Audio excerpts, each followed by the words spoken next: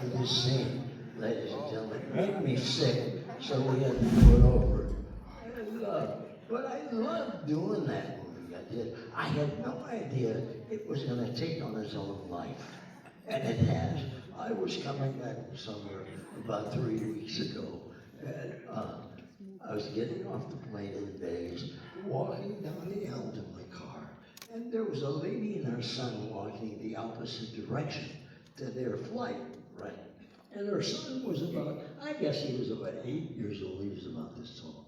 And he looked at me and his eyes got bigger, and the closer he got, the bigger his eyes got. And when he got about as close as you and I are, he grabbed his mother's sleeve in that major airport, and he said, Mom, there's that guy that played Wayne Newton in Vegas Vacation. That's so humbling. Yes, it is. Yeah, I think I'll change the subject You here. want to tell them a little bit about my background in terms of the instruments and all that? Well, yeah, I'm going to do my fun facts of the evening right now. Oh, okay, I lost my head. Yes. In previous shows, the most questions that have been asked that the band and I found the answers to be so fascinating have not been asked tonight.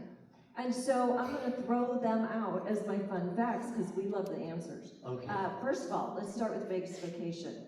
There were 3 scenes in Vegas Vacation that were in the movie, but they weren't in the script. They made it in the movie because Wayne ad-libbed them and the director left them in. First one, when Uncle Eddie patted the top of Wayne's hair. Yeah, that wasn't in the script. He leaned over to Randy Quaid before that take and said, pat the top of my hair, and he did. You can tell how thrilled he was by the look on his face. The second scene, when he answered the door to Ellen in a karate gi, that was supposed to be regular clothes.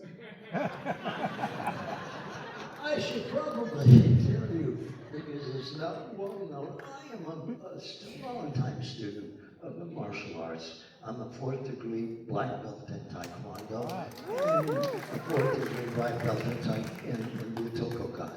So that's why I wore my gi. And that is my gi, by the way, except the headpiece I added that. Third scene, my personal favorite, when he gave Ellen a lock of his hair. The script called for him to give her a keychain with his picture on it. He didn't think that was outrageous enough, so he took the jewelry box, took out the keychain, cut a piece of his hair, put it in the jewelry box, put that jewelry box back on the table, and nobody on set knew until she opened it. And I had to apologize to the director for that, because I said to him, I had told no one on the set that I had done that. So when she opened up that box, the whole cast and crew fell apart and started to laugh. So we had to do the scene all over again. And I said to the director, I said, I just want you to know, Wayne Newton would not give a lady a keychain with his picture on it. And he said to me, how do you know? Second fun fact, by heritage, Wayne is a quarter Irish, a quarter German, and half Native American. I think they've had enough rain. No rain, no rain. And third fun fact, Wayne plays 13 different instruments, but does not read a note of music. He plays them out by ear. Thank you very much. So here we go. Can't read anyway. What is the first musical instrument that you learned how to play, and how old were you at the time? Okay, well, I got to part of that. I started show business at the age of 3 years old, and I started playing this instrument when I was 3. And so I started with that, and then I was trying to figure out how I'm going to explain the instrument to you. And I was going through the archives in my home last week, and I found a small clip, tape of me playing that instrument. And I'd like to show that to you because the gentleman who had given us that television show when I was 8 years old in Phoenix, he called and he said, listen, we're launching a new television show in Phoenix locally. And he said, since you won the last one, would you come down and be a guest on the new one, of course. So I did my 6 shows at the Fremont and 6 times on Fremont Street. And then I drove down to Phoenix, and this shows the instrument that I'm playing, okay? And I had started to play this when I was 3 years old. And so it shows the instrument, and that's much easier than trying to explain it to you. So I hope you enjoy this. Here it is right here. Well, here we are back again, fellas. Gosh, it's good to have you. Thank you, it's nice to be back. Everything well up at the Fremont?